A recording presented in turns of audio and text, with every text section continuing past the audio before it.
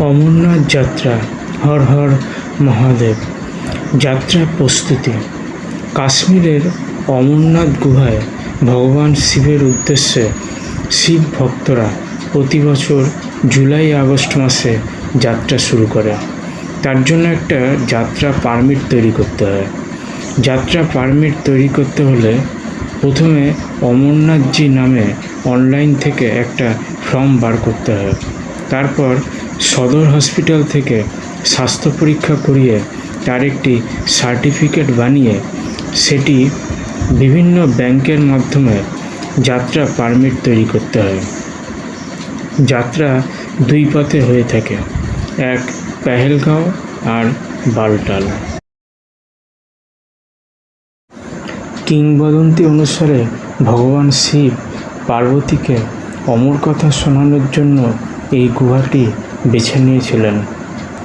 12,756 foot উঁচুতে অবস্থিত এই গুহাটিতে পৌঁছাতে তীর্থযাত্রীদের একদিনে সম্ভব নয়। তাই পেহেলগাঁও থেকে বেশ কয়েকটি বেস ক্যাম্প তৈরি করা হয়। প্রথমে চন্দনবাড়ি থেকে যাত্রা শুরু হয়। শেষনাগ পঞ্চতরণীতে আরও দুটি বেস ক্যাম্প যাত্রীদের থাকার সুবিধা আছে। খোলা আকাশের নিচে চতুর্দিকে শুধু তুষারাবৃত শীতল হাওয়া আর ঠান্ডা নদীর স্রোত যাত্রীদেরকে আরও রোমাঞ্চিত করে তোলে।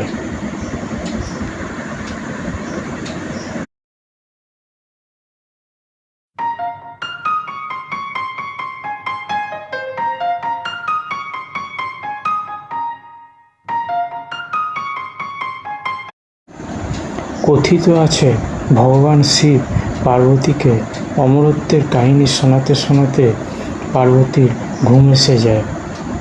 কিন্তু শিব পুরো কাহিনী বলার পর দেখেন দুটি কবুতর সেই কাহিনী শুনে নিয়েছে।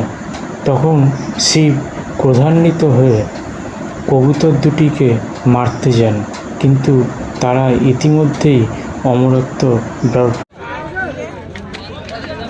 এটাই হলো গণেশ টাকি। এটাই গণেশ টাকি।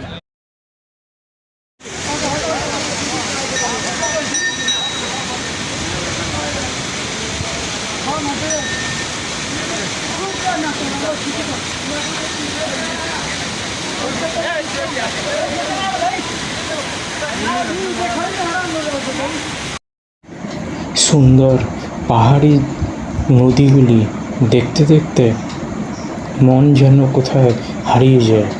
পাহাড়ের দুই কোলে দিয়ে বয়ে যাওয়া নদীর উপত্যকায় ঝর্ণা ও নদীর আঁকাবাঁকা পথে বয়ে যাওয়া দৃশ্য না দেখলে কল্পনাই করা যায় না।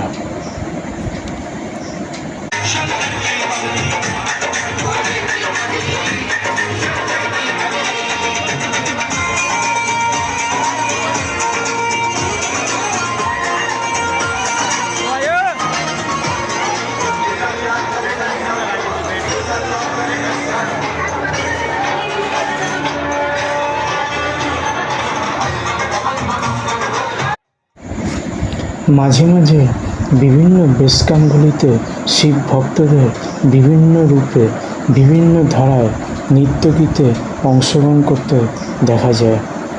সঙ্গী সাথী যারা ছিল তাদেরকে এখন আর দেখতে পাচ্ছি না। আছে হয়তো নিচে, কিংবা হয়তো উপরেও থাকতে পারে। একটা পর্বতে কী করে চড়তে হয় সেটা এখন সবাই বুঝতে পারছে। পর্বতে চড়া খুব একটা সোজা কাজ নয়, একটু কঠিনই টাপ আছে। আমি এই যে আমার লাঠিটা, আর এখন আমাকে চড়তে হচ্ছে সেই পর্বতে। চলুন আমার সঙ্গে সঙ্গে। ভালোই লাগছে, বেশ একটা রোমাঞ্চকর ব্যাপার। কি কি উপায়ে এই যাত্রা করবেন? অনেক ভক্তরা পায়ে হেঁটে এই যাত্রা পুরোটা সম্পূর্ণ করতে পারেন না। তাদের জন্য ঘোড়া ও পালকির ব্যবস্থা আছে, যদিও তা খরচ সাপেক্ষ। এখানে থাকবার ব্যবস্থাও করা হয়। তা হলো কিছু টেন্ট আছে যেগুলি আপনাকে ভাড়া করতে হবে। এবছরে 2025-এ 700 থেকে 800 টাকা জনপ্রতি টেন্ট ভাড়া, তবে খাওয়া দাওয়া সম্পূর্ণ ফ্রি। যদি কোনো ভক্তের শারীরিক অসুবিধা হয় তবে তাৎক্ষণিক চিকিৎসারও ব্যবস্থা আছে। ওই যে দূরে দেখা যাচ্ছে সরু একটা রাস্তা, এত পর্যন্ত উপরে আমরা, এত পর্যন্ত এই যে পর্বতের এত শিখরে এসে পৌঁছে গেছি। এই যে লোকজন সব আসছে। তবে এবছর 2025 সালে অমরনাথ যাত্রা বেশ কঠিন ছিল। যাত্রীদের নিরাপত্তার জন্য প্রচুর আর্মি, বিএসএফ, সিআরপিএফ নিয়োগ করা হয়েছিল। হর হর মহাদেব। ওই যে দূরে বিশাল এক গুহা দেখা যাচ্ছে, ওখানে যেতে 475টি সিঁড়ি বেয়ে উঠতে হয়। ওইটি হলো পবিত্র গুহা।